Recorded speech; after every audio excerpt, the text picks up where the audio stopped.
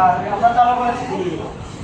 এটা একটি অলাভজনক সমাজ সেবামূলক স্বেচ্ছাসেবী সংগঠন। তো এটার অফিসিয়াল যে অফিস রুম সেটা উদ্বোধন এখন হচ্ছে। আপনাদের এখানে আসার জন্য অনুরোধ করা যাচ্ছে। এখন আমাদের অফিস উদ্বোধন করবে আলোক সুন্দরী ফাউন্ডেশনের সম্মানিত সভাপতি জনাব সাইফুল আলম।